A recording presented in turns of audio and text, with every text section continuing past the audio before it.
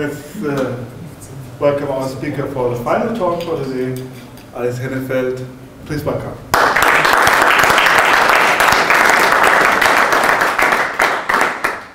Thank you.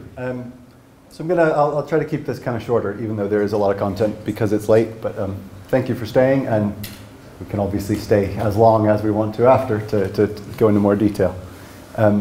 What I'll be talking about is Clocker, a project called Weave, a project called Apache Brooklyn, and how all of these working together can do some pretty cool things with Couchbase. As for me, I'm CTO with CloudSoft, and I'm one of the leads on Apache Brooklyn. So, start with Clocker. And Clocker, you can kind of think of as a cloud of Docker. It's really, it's not really a cloud. It's just a lightweight fabric of Docker Docker hosts. So I'll say a bit about what Docker is. It's built using Apache Brooklyn, which is a blueprinting framework, and I'll cover that. And it solves some of the limitations of Docker. So I'll say kind of what those are and what tools we use for those. So, but just to start at the beginning, for those of you not familiar with Docker, I think of them as having kind of made containers socially acceptable. I'm sure some of you in this room were using containers back when they were known as LXC or C groups, and they were painful, but they were damn cool.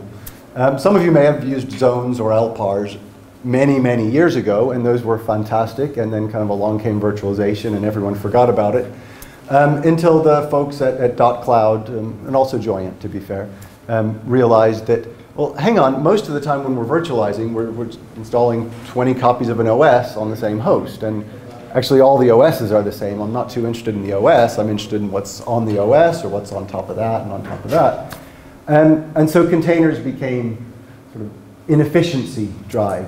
And then Docker came along and said, well, let's not only make them efficient, but let's make them much easier to use. Let's give some of the features that people need around containers: reliability, root access, and better networking integration. So really nowadays you can think of it for all intents and purposes like a VM. But the difference is that in traditional virtualization, which is on the left, you've got your host OS and then a hypervisor layer, and then your guest's OSs can be installed. So it's kind of handy on my Mac. I can run Windows and same Linux run OS X, although not legally. So one of the virtues of the Mac is it's the only machine where you can legally run Windows, Linux, and Mac. But all things are possible, of course. So in using containers, you're taking advantage of the kind of the native C groups features within the OS, within Linux generally. Although we'll see what Microsoft do. And as a result, you can get what sort of looks like an OS, but is really using the same underlying operating system. So the obvious benefit is that you don't have to wait for a whole new OS to boot. The OS is already booted. You can spin up containers in 20 milliseconds or 200 milliseconds, depending what's going on. But that's an awful lot faster even than Amazon or Google on a good day. And so that's kind of why it was interesting to us. It does have its limitations, though. And the first one that you encounter, people run it on one machine. It's great. It even kind of handles networking between the different containers on a box. Then you run it on two hosts and you realize, oh, hang on, all of my containers had that good old thing from the ESX days, host-only networking. And so the containers don't see each other.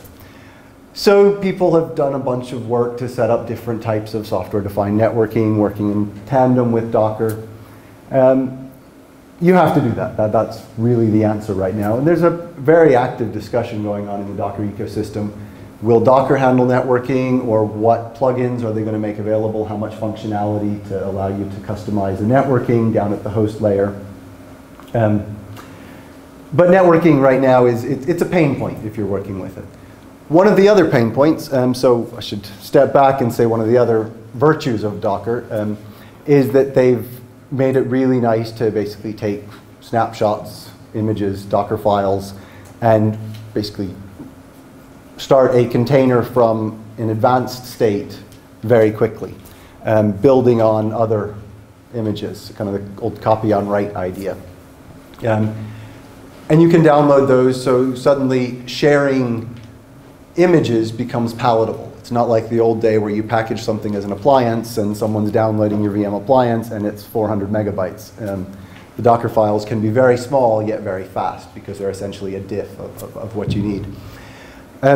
So that's one of the benefits, but then the pain comes that nowadays most of the systems that we're running are probably not one VM. So I've got to set up several containers and then I've got to do the orchestration or the wiring of them. And when I say orchestration here, it's really kind of application or OS level orchestration, not infrastructure layer, which is a step in the right direction, but I think we need to go further. One of the other things that's missing out of core Docker is container management. So you've got a bunch of containers on a bunch of hosts, and maybe you have a spreadsheet where you're keeping track of these. So there are a lot of other tools. There are a lot of tools that address some of these problems. I'm only going to talk about a few. There are some great presentations. Jérôme Petazzoni is a good person to follow if you want to understand more about the ecosystem. But the one that I'll talk about in particular is Clocker. And Clocker is essentially a meta application that consists of rolling out a bunch of Docker hosts and then letting you spin up containers on each of those hosts and then do things with those containers. So at this point, actually, let me flip from, actually, I should say, the one other piece that Clocker will do as of about a month and a half ago is give you an SDN out of the box. So if you set up a 10-host Docker cluster with Clocker, you can do a tick box and say, I want Weave SDN. Now, Weave is a very new project. How many of you have come across it? So it's by a startup called Zett.io, Z-E-T-T.io. And I'd say what they're trying to do is do for SDN what Docker did for containers. Let's make it very easy to use with a command line interface. It's not the most efficient SDN. I wouldn't say run a production Couchbase cluster on Weave. You could probably get away with it running on Docker. I'm not going to give you any guarantees about that, although Docker might if you pay them. But Weave gives you a very lightweight, easy to use SDN, which for prototyping and testing, which is what most people are doing in Docker, is fabulous. So within Clocker, we will stand up a Weave container on each of the hosts. The way Weave works is that this container sets up another network, and all of the containers get wired together, the Weave containers. And then that sort of bridges to the host-only networking, or actually there's another ETH-WE device that gets put in each of the containers on each of the hosts.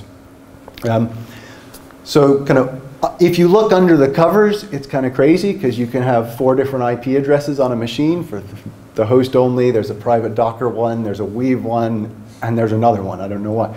Luckily, they're all different namespaces. So you got your 10 dot, your 192 dot, and a couple others. So it works. And if you don't look under the covers, it's really nice because all of your nodes can suddenly ping each other and, more importantly, access the other Couchbase nodes and form a real cluster. So let's switch to the demonstration. This is Brooklyn. Docker runs inside of Brooklyn. I realize I haven't said what Brooklyn is. I will come back, but you'll get a sense of what Brooklyn is.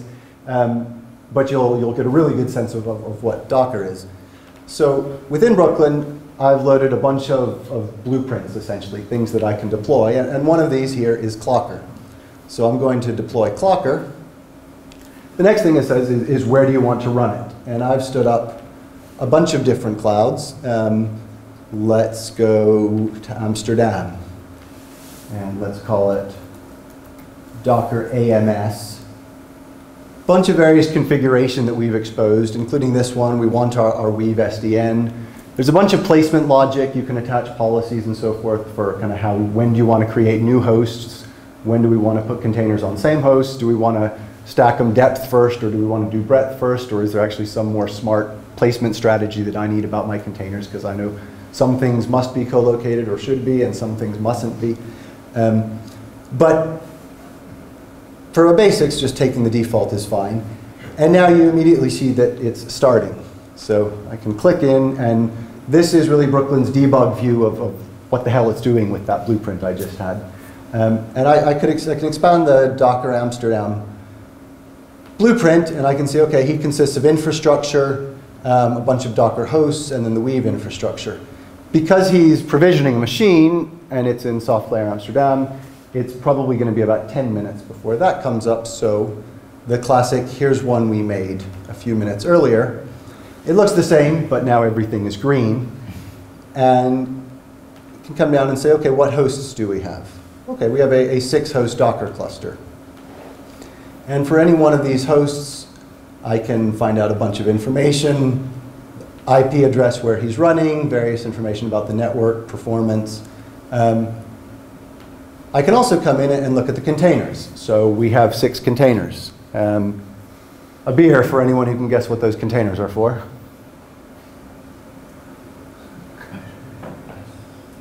They're the Weave containers. So we've got the Weave networking, one container on each of these hosts, which is this guy here. I guess I'll have to go have that beer. So we can look at the detail for each of those containers. So far, it's not very interesting. What is interesting is I can go to any one of those hosts and create a new container. Or I can come to this blueprint and ask this deployment to say, give me a new container of such and such spec. So we have a managed Docker cloud here with networking that I can kill Brooklyn now and go off and use it like I normally would. But we can do a lot more interesting things, which is what the next part of the talk on Brooklyn will be. But the one thing I'll give you a preview on is, in addition to these sensors, there are effectors. There are operations we can do for any of those. So if I'm feeling particularly mean, I could come down to one of the hosts and restart it. If I'm feeling quite nice, I can come to this cluster of hosts and say, let's resize it. And let's resize him up to 8. And so we see 2 new hosts coming up within this cluster. So that covers, sort of gives you a sense of what we've got with Clocker. We've got sort of really a lightweight cloud running in some other cloud right there.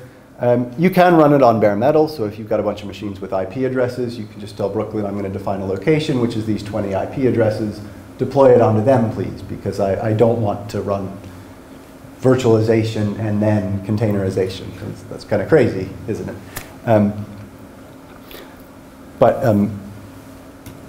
For testing, it works very well. And particularly for testing deployments of applications. And so this is where Brooklyn comes in. Brooklyn is an Apache incubating project. And to an audience like yourselves, I can say what it really is, which is an autonomic multi-cloud application management platform. Because I know Germans have very long words, so you're not going to be put off by this. But to unpick it, autonomic really means that it is self-aware, self-healing, self-optimizing.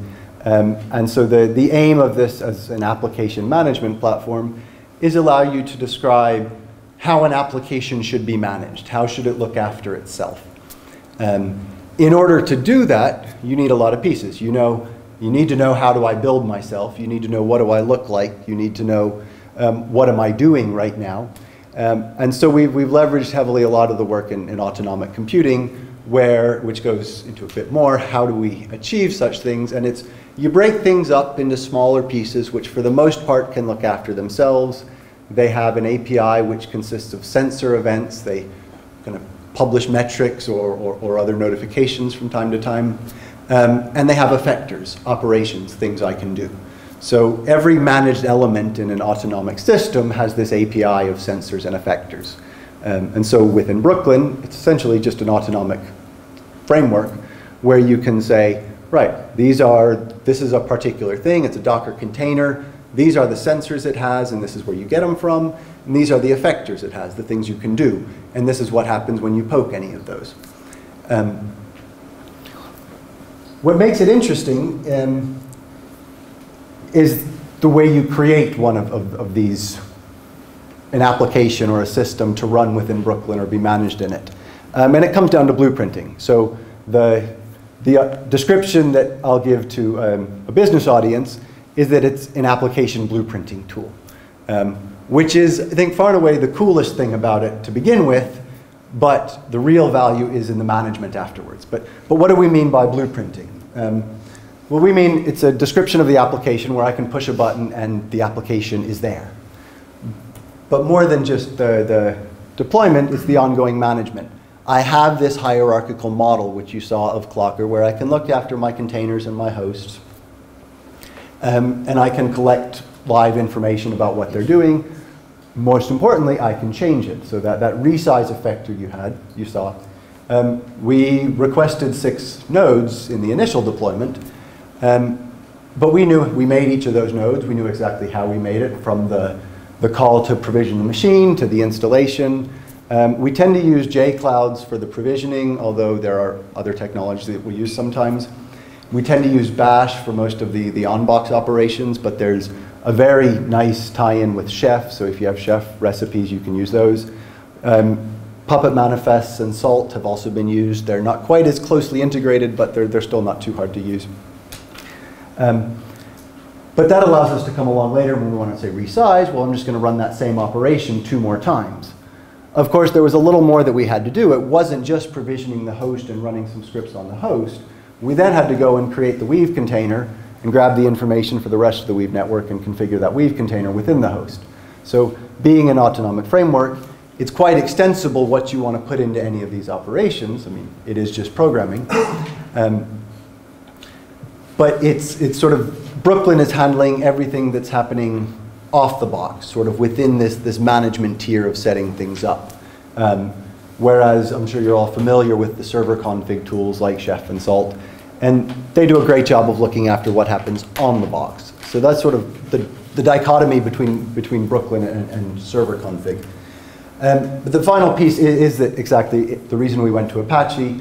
A lot of our partners and customers were saying, right, we see you're open source, we have been since the beginning, but we want to be able to contribute to it and know that we're not just lining your pockets and you're going to turn around because you're evil and close source it next month. So it went into the Apache Foundation in April of this year, which has been very nice because it's a lot easier for folks to contribute blueprints. And the reason that matters is that we really want to bring up an ecosystem of blueprints and extensions. Because we see so many people doing different ways, writing 6,000 line bash scripts, or I think there are 70 recipes in Chef for installing MySQL, and they're just MySQL nodes. And nowadays we want to run Galera and MariaDB clusters. So some of the integrations that we have already, there's a lot in there about firewalls and load balancers. I've mentioned JClouds in the server config. I guess what's different to the approach, and I should say now that it's built under the covers with Java, so there's a strong Java type system which you can leverage, which feels a little heavyweight if you're trying to script, but we're not trying to script, we're using other things for the scripting. It feels very, very right when you come to say, okay, I've got my Docker containers. Well, actually, the Docker blueprint is almost identical to a blueprint that we used for a company called Weratech, who have a very nice, unfortunately, closed source solution to the Java virtualization problem. It's essentially, let's take C groups and make that available within the JVM.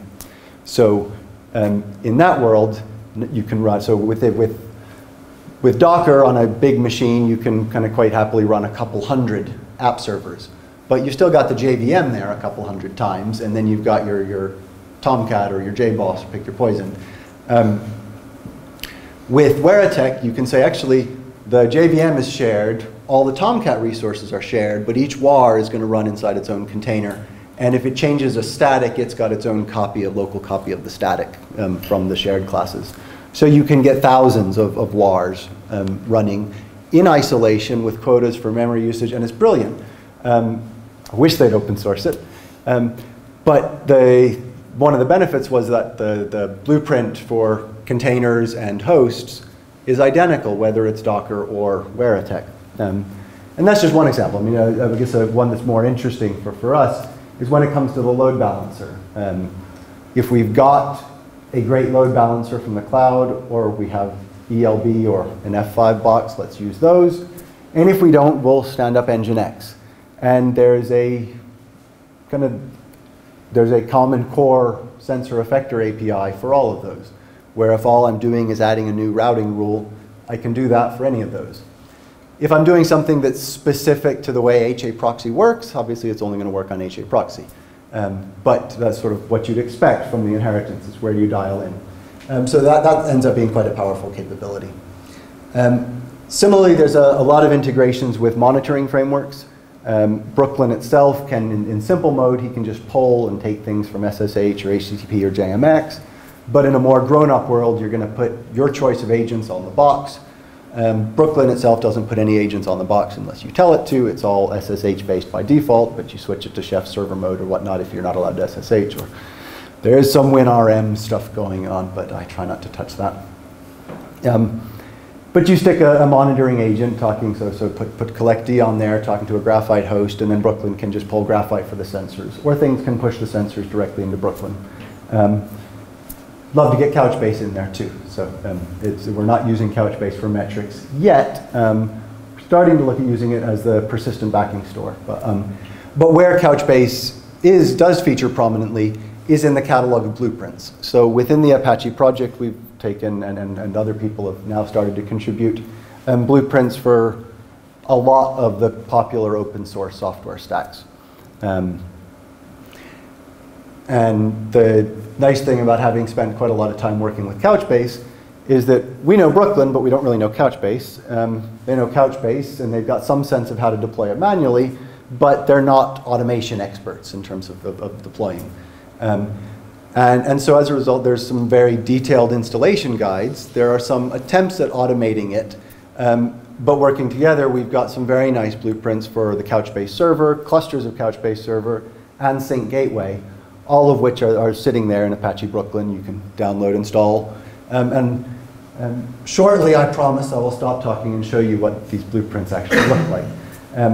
But the reason that we care about having this is that these blueprints in the community being open source leads to transparency. I can look at exactly what that Couchbase installation is doing, and if it needs to be slightly different in my environment, I can change it. I can change the class directly, or if it's Java, I can subclass it. More recently, there's some YAML blueprints, so there's an awful lot you can do there, and you can even inherit other YAML blueprints, and sort of there's a notion of extending the description of YAML.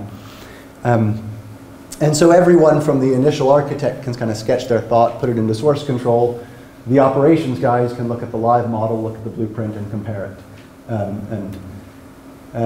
And so you sort of leads to a community of people developing, collaborating on blueprints. And it's going to be a whole lot better that as we discover some small bug in some blueprint, I'm sure it's not in the Couchbase blueprint, but maybe it's in one of the others, someone will find it, fix it, and we can reuse it. So it's sort of the same argument. We're big fans and contributors to JClouds, which kind of did the same for cloud APIs.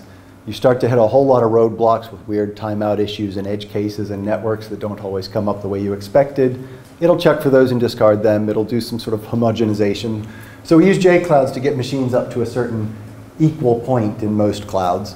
We'll do the same for if you give us an IP address, as I said, so it bypasses JClouds. But a community of blueprints happening within Apache. So what does a blueprint look like? This is a fairly simple YAML blueprint for our stock sort of 3-tier example. Got a web cluster deploying a war file called hello war to it, and I've got a database. The one complexity is that thing in the middle. Everything on the left, services type, name, is part of an Oasis spec called camp. There's work afoot to have the same Tosca implementation, but even the Tosca YAML is a bit cumbersome. It's much better than the XML. Camp is very lightweight, almost minimalist. I want 2 services. I need something that's running a web app clustered, and I need a MySQL node. The $ Brooklyn denotes something that's non-standard. And in this case, it's a reference to a component, and specifically we want one of his sensors when he's ready. So this is leaning on the sensor eventing mechanism under the covers. When I deploy this, under the covers, there's a set of config for the web cluster. The database URL is a Java future that's representing the result of that value, as soon as he's ready. We're ready for a string, it's non-null, non-empty. For a list, non-empty, non-null. For a Boolean, true. For a number bigger than 0. Groovy truth type semantics, or JavaScript in most cases. And so that future is going to listen for the sensor coming from the component DB. So we gave an ID of DB, so it's the MySQL node. The MySQL node's contract, so he's got the sensor effector API. He says, hey, I publish a database URL sensor when I'm online. So everything happens in parallel, which is great. We're not waiting 10 minutes for the database and then we start deploying. No, we're deploying all the machines, 10 minutes to provision, 2 minutes to download and set up MySQL. MySQL's up. Meanwhile, we spent a minute downloading and installing JBoss, but JBoss blocked because the database, when he came to set the config file, because that config file depended on the value of that sensor. So with these sensors and effectors, you now start to get into management, which I told you at the outset was the thing that I care about. This is a pretty simple management policy called the autoscaler. The only thing a policy does is listen to sensors and do a little bit of logic and then invoke effectors. So they're very small. But the encapsulation of sensors, event-driven architectures to the policy, to the action or the effector, gives you a nice bit of reuse. Autoscaler knows nothing about how to scale a web app cluster. He just knows, I resize things based on numbers coming in. Okay, I have a few lessons from thermostats about stabilization, up and down delays, and not thrashing.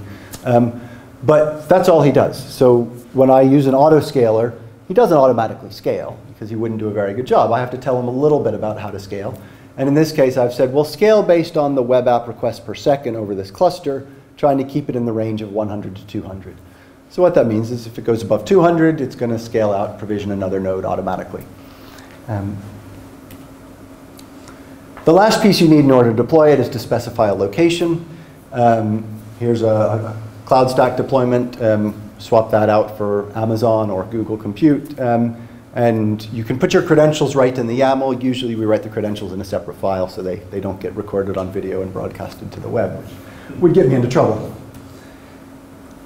So what does this have to do with Couchbase? Well, I've said there are Couchbase blueprints. And this is one of the blueprints that we have in the Apache project. If you go up to GitHub, Apache Incubator Brooklyn, you press T to find something and start typing Couchbase. There's a simple Couchbase example which looks suspiciously like this. I want a Couchbase cluster of size 3. That's it. And I can take this YAML, and assuming I put my soft layer credentials in, I can drop it into Brooklyn, and it will give me a cluster of size 3 in soft layer. But the interesting pieces of the blueprint are the customization that it allows.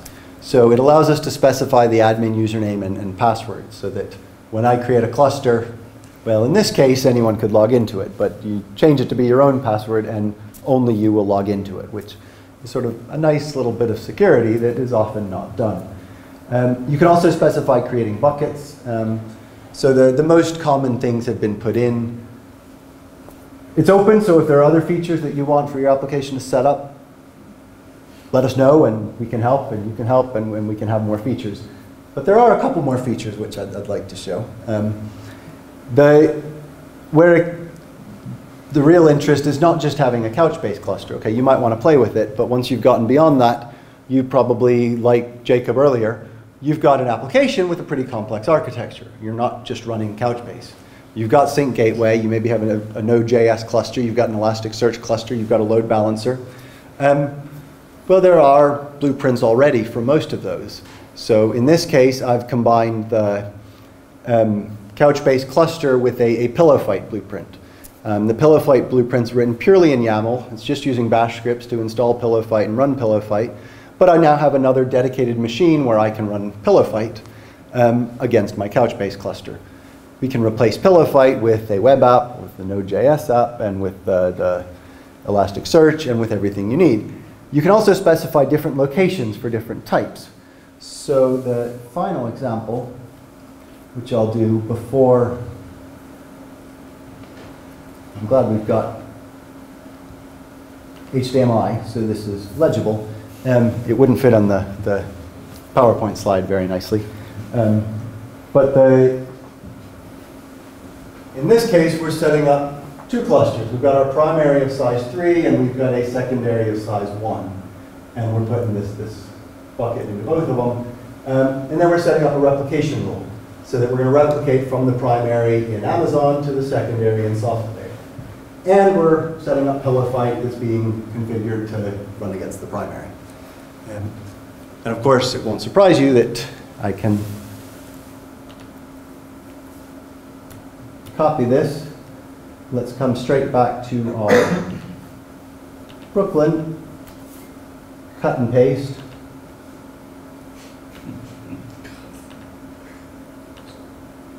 And we now have our primary, backup, and pillow fight all loading. The primary cluster is of size 3. Just to confirm the location, he's running in Amazon EC2. He doesn't yet have a machine. Once he has a machine, we'll get the JSON details for that machine here. More interesting than that, I can come in and start and see what he's doing. So I can look at the root. What he's doing is he's just starting 3 nodes, in particular the primary, backup, and pillow fight. With pillow fight, he's gone in and he's provisioning in Amazon, and he's busy doing that, and we'll probably be here for 5 minutes until that completes. But I did make this guy Docker AMS earlier, so let's do another cut and paste. But this time, I'm going to put my primary into my Docker cloud. And when I specified one of the config parameters that I didn't call out was the location name.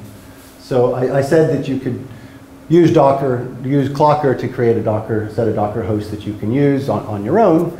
But of course, the thing we like about a cloud is that it's a nice deployment location. So I called that location my Docker cloud. That's been registered as a location, which actually, if I go through the catalog, I now have my Docker cloud. Well, actually, I have 2 of them, because the one I made earlier had the same name. That's probably going to be a wee bug, because I don't know which one it's going to go into. But my Docker cloud is now a valid endpoint. So because they have the same name, I confess I'm a little curious about what's going to happen when I actually do this. But let's leave the backup in SoftLayer, but let's make the primary my Docker cloud, and let's make the secondary my Docker cloud. And so now, I gave it the same name again too. So now we have Couchbase with replicating cluster. One of them is still going. The other one has already hit some failures. So let's see what the failure was. Oh, somewhere when he tried to launch for some reason. Now this is interesting. Won't debug it, I promise. Somehow the machine we got was not properly configured to do standard in and standard output. So, okay, there's something to be done with the image selection there.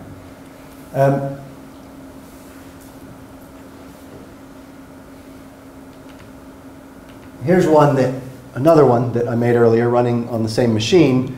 And this one was deployed straight into the Docker cloud. So it's another 6-host Docker cloud, but now when we look at our containers, we don't just have the 6 containers for Weave, but we've got 4 more for the 3 Couchbase nodes and the pillow fight cluster. And if we look at the Docker applications, we can see that one of the applications that's been deployed in here is that Couchbase with pillow fight. And I can see each of the containers that's being consumed for this application right in here and get metrics on it. Now, of course, it would not be interesting at all if we didn't show off the networking. When we look at this Couchbase node, if I look at his IP address, see he's got 2. He's got an internal subnet address, which is what he's using. Yes, so the 4th one is a 169 address, which I think is what either the Weave or the host only uses. So there's the public address for the host, but that's only going to be for selected ports. And then there's the subnet address where he can listen on whatever port he wants.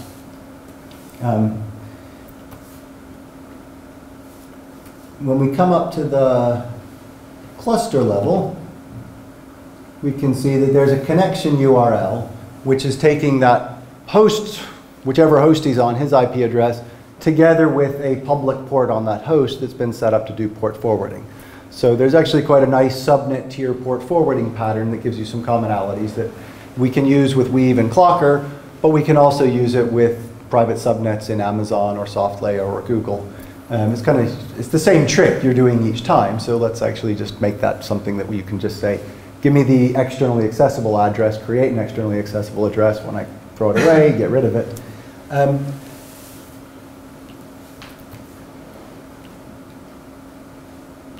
And so I can connect in to any one of these Couchbase nodes.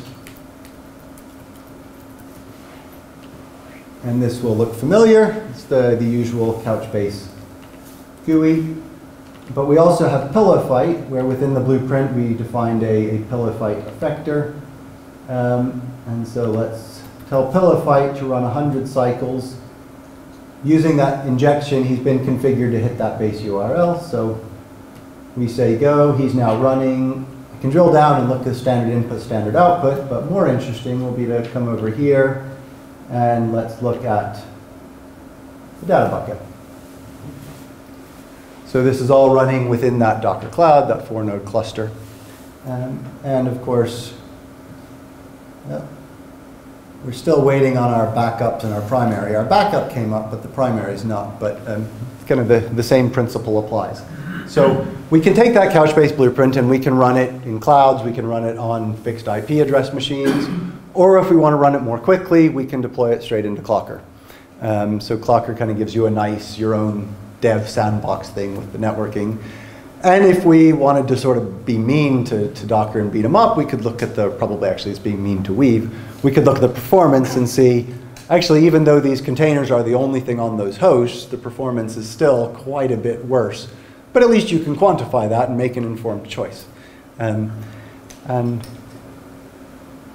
so that is Clocker, Weave, Brooklyn, and all of those coming together so that we have Couchbase. And Couchbase, I hope the next step is it will be being used in some of the applications that you guys are working on. You have an Apache blueprint that's taking the Couchbase blueprint and combining it with your other magic to make your applications. And if along the way you want to contribute some of that back to Apache Brooklyn, no one will be more chuffed than me. So thank you.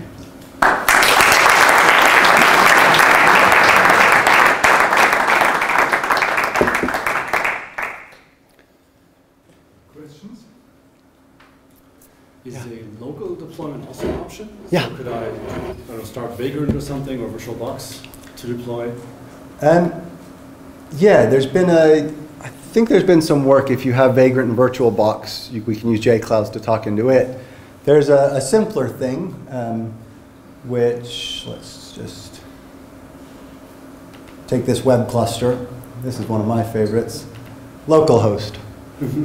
It's a fixed IP, 127.0.0.1. Most of the testing which I do, I will just do straight on the localhost.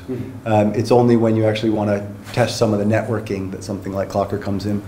Or if you're working with Cassandra. I love Cassandra, but maybe some people in the audience don't. But so it's got its quirks. It's much older and a little more opinionated, harder to operate with.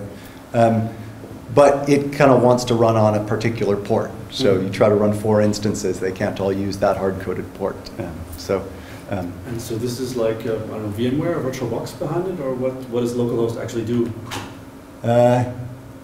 He's not actually loaded. He's SSHing to localhost. Okay, in the same way okay. So if I'm going to a cloud, he provisions a machine and then he carries on from there. So if I give it a list of machines, he doesn't provision it, he just connects into it. Okay. By default, Brooklyn will use your private key and it will install the public key and use your username. All of that's configurable. With a pre-existing machine, it'll use the same default, but you can specify, hey, just use this key, go to this IP address. So the other quick way to test, if you've got 8 machines lying around, is to do that. Often people will take the same blueprint, but then when they're in dev mode, they'll point it at, say, an on-prem OpenStack, but then if they want to actually run it on live, they will have 10 machines, and so they've got your base blueprint, which doesn't mention the location, and then another one that says, well, the service I'm deploying is that main blueprint, and the location is this list of 10 machines. Localhost just says, actually, I've got an infinite list of 127 not ones.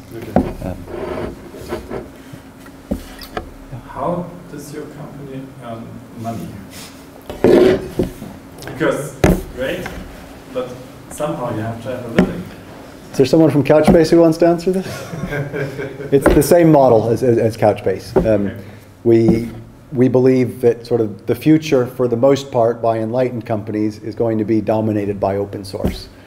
Too many people have been burnt very expensively, shall we say, by being locked in. And there are a lot of companies sitting there seeing Couchbase and thinking, yeah, I'd like to use that. And I'm no longer scared, but I just cannot get out from under the weight of this behemoth 6-letter company starting with O most of the time. And a lot of companies don't want to be in that position anymore, particularly if it's something as critical as application management. So if you're a data platform, some people do get away with closed source extensions. In the management space, I think that's very hard, and it would be a very dumb tool to entrust that to any company, especially a small Scottish startup. So we have to be open source. There's no question about that. We can also move a whole lot faster because we go onto a company and kind of within 2 hours we can be there hacking and actually testing some things, which is a lot harder if they can't get the code. Developer penetration is another big reason. But to come back to your question about how do we make money, people want to be able to call me, us, in the middle of the night if something goes wrong and to shout at us, and then make sure that while they're shouting us, we're logged in and we're trying to fix it. So after a couple minutes, we can say, it's been fixed. So it's the 24/7 support is one of the big reasons. The assistance in developing is probably actually the single biggest reason. These things are hard to get right. People can build blueprints that work, but you want to build a blueprint that's going to not going to kind of lock you in. I mean, one of the dangers, and we've been talking about this earlier today with Agile, is you want to move fast, but you don't want to move too fast. There are times when you need to sit back and think, okay, what am I preventing myself from being able to do in the future? What am I making hard by making this choice now? Don't spend too long deliberating on it and do something, but having that little conversation, and we've got enough experience going around that we will say, well, actually, if you don't use the networking pattern and you actually use your own networking pattern, it's going to work in this case. But in 2 years' time, when they take the move to switch from Open Contrail to PlumGrid, your stuff is not going to work, because in PlumGrid it's going to be a totally different model. It's not an API where you sort of just program everything individually. It's much more of, here's my big model writ large and I'm going to deploy it to you. So I think ensuring agility and ensuring security are the reasons that companies want to pay us. And obviously there's no obligation to you to do so. The Couchbase blueprint is sitting there in Apache. And I think, like Couchbase, we're really happy when people use it. And for small companies really shouldn't be paying other small companies. That's wait until they get big, and then you pay the small companies who help you. But the big companies, the same people buying Couchbase Enterprise, are the ones likely to be buying AMP, which is the CloudSoft application management platform, which is just the commercial Brooklyn with commercial extensions. There are some commercial extensions, things like license management, some authentication pieces, blueprints for things like WebSphere, which are not in Apache because those are commercial products. So. More questions? So thank you for the talk. Thank you.